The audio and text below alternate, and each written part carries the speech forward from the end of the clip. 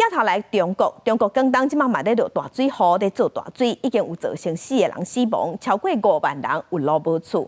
那当地上强的雨水还未到位，是明仔载25雨会落甲搁较大阵。另外，咧做大水的洛西亚和哈萨克，即马是也搁咧淹。这溪水是涨悬1公尺半，有13座桥洪淹去，9条路即马嘛海去。另外，伫印度即马是热翕，有热流，平地高温已经有达到40度。几台轿车河涨起来溪水冲走，水正强，强要弯到岸顶起来。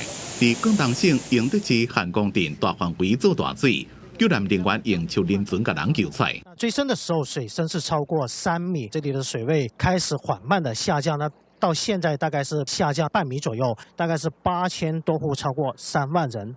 那根据统计啊，4月以来，其实英德的国家气象站的这个累计降雨量是达到了584毫米，这其实啊也是突破了有气象记录以来4月份的月雨量历史极值。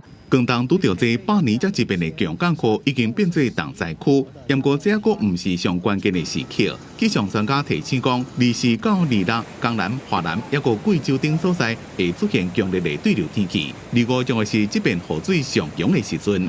伫咧西伯利亚西南部哇哈萨克的丘门州，溪水的水位涨甲正紧。俄罗斯媒体报道，伫过去24点钟内，科尔基诺村附近的水位起要加1公尺半，几落个村对外联络道路拢未通。伫这区附近17个社区，已经有超过500多栋厝雨水淹去，撤离超过3500人。边爱哈萨克也伫咧撤离灾民。另外，印度有一寡所在是拄到热天气。东部奥里萨省的民众讲，这摆天气比往年这个时阵的天气更正热。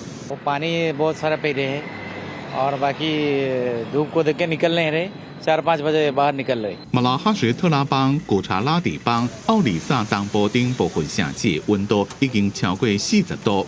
当局预测今年4月到6月会有10到20角嘅热天气，比往年较多。伫咧过去同期温度升到摄氏40度以上的日子，大概是4天到8天。